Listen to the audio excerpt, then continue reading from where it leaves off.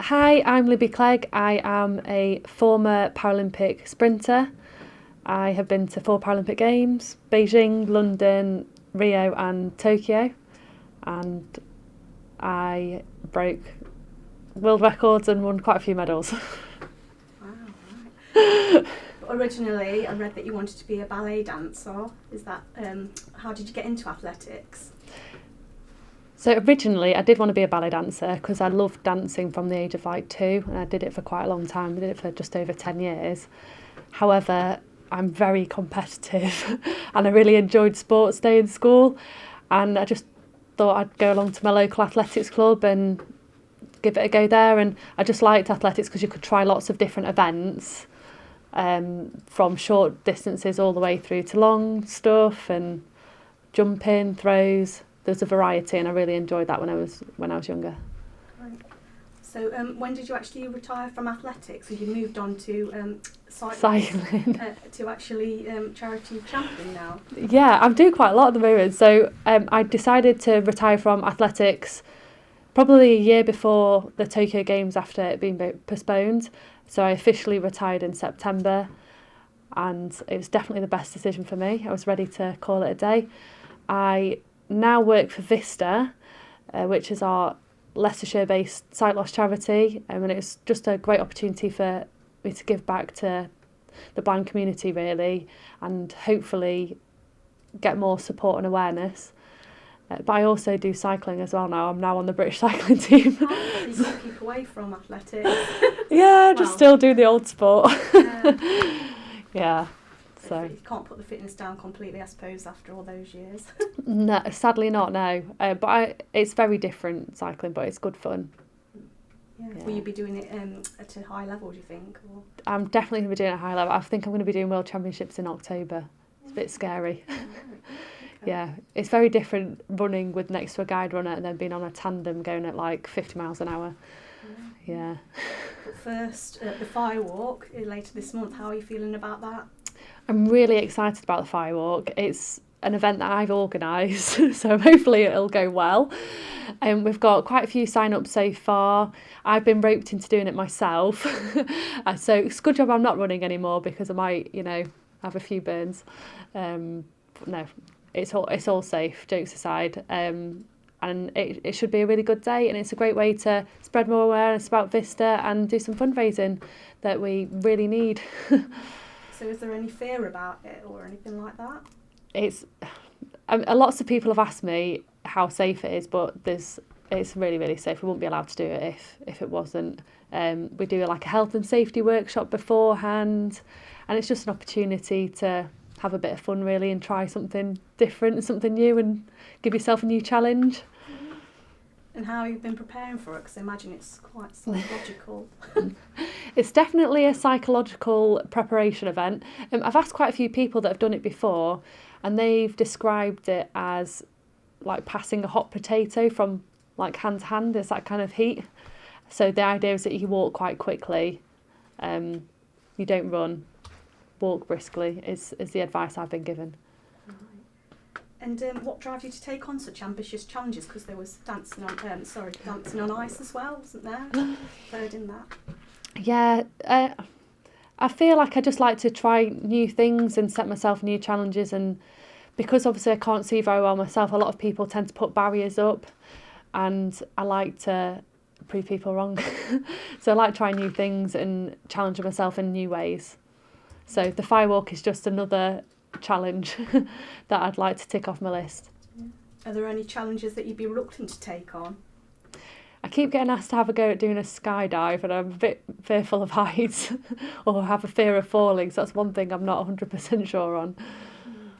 What's been the most challenging thing that you've done in your life so far? That's a really difficult question. Mentally or physically, or both. Either or, I suppose.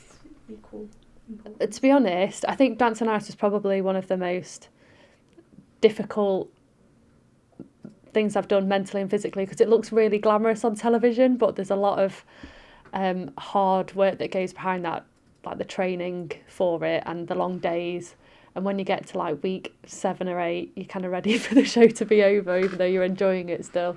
But, you know, having that perseverance.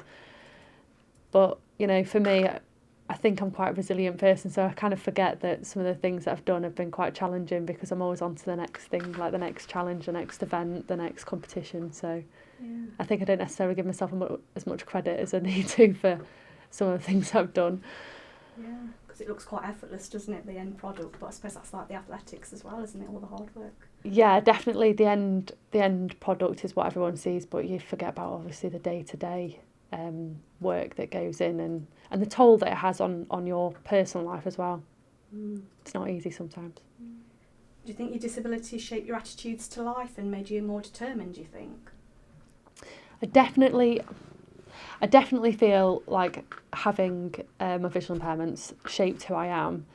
I think it's a huge part of my life, and I think I just do things differently from other people now, and I definitely have a different mindset. I feel like I'm much more positive on my outlook on things sometimes, and no problem gets in my way. Being visually impaired, you're constantly having to problem solve and find different ways how to do things, and I think that's given me a skill set that, you know, not everybody has, that I really appreciate. And some people obviously call you an inspiration. How does that feel? Does it make you feel cringy? I don't really feel like I'm an inspiration. I feel like I'm just a normal person that's had some pretty incredible opportunities and have worked really hard. But that's it. Like, anyone can be me and achieve the things that they want to achieve. It's just about, you know, putting your mind to it and setting small goals and then turning into bigger ones, really. I don't really see myself as inspiration. But if people get inspiration from me, that's great, but I'm just being me. Yeah, just enjoying life and just taking the challenges. I mean, what advice would you give to other people to get them to seize opportunities and challenges? I think it's really easy to keep sort of doing what you normally do and get sort of stuck in a bit of a rut, and taking new opportunity and new challenges is a great way to sort of develop yourself and find out more about yourself. And I'd encourage anyone to do those things, and sometimes they're enjoyable, sometimes they're not as enjoyable. I think the Firewalk might be one that I'm not going to enjoy so much, but I think it's just great to take opportunities and develop yourself and push those barriers and boundaries. How would you describe your attitude to life then? It's an interesting one. I think my attitude to life has changed as I've obviously grown and got older.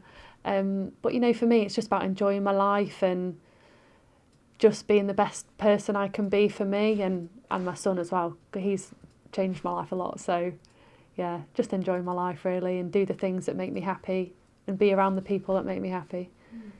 Do you have a list of things that you want to do, or do you just take things as they come? Is there anything else you're dying to try?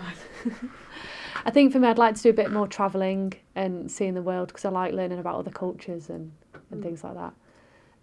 But yeah, no, just making the most of my weekends and my time off, really, which I've never really used to do in my past when I was training for athletics. So yeah, value my weekends and my spare time. Instead of thinking about recovering from an extra race or training session. And what have you enjoyed the most, and what are you most proud of that you've done? That I've done? To be honest, I think I'm most proud of myself for being a professional athlete and being a mum. That is probably one of the hardest things that I've ever done in my life, and obviously I continue to do. But that's probably what I'm most proud of, because it's really not easy. And even though it can be really hard, I do love it, and it gives me a lot of happiness as well. I imagine he inspires you quite a bit as well. Is his name Edward? Yeah, Edward definitely inspires me to be the best version of myself when I'm having a down day, or when things are getting difficult. So yeah. You're actually getting people to do the Firewalk with you? Yes, so if anyone would like to do the Firewalk with me, they can sign up at our website, which is vistablind.org.uk. It's on the 28th of May at Loughborough University, and we're more than welcome to participate. If you'd like to sign up first, or just come and spectate and show your support to everyone that's participated, including myself. I'll definitely need that moral support. And how are you enjoying the new role, finally, at Vista? I'm really enjoying my new role at Vista. It's really nice to be in a normal job where I get to meet pretty incredible people that are supporting not only, our service members.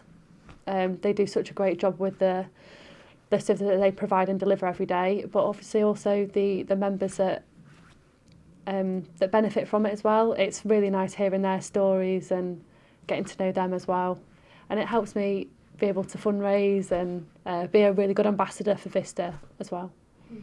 Yeah. Brilliant. And good luck for later in the month, Firewalk. Well, if you'd like to join, you're more than welcome. Think about it. Thank you very much. You're welcome.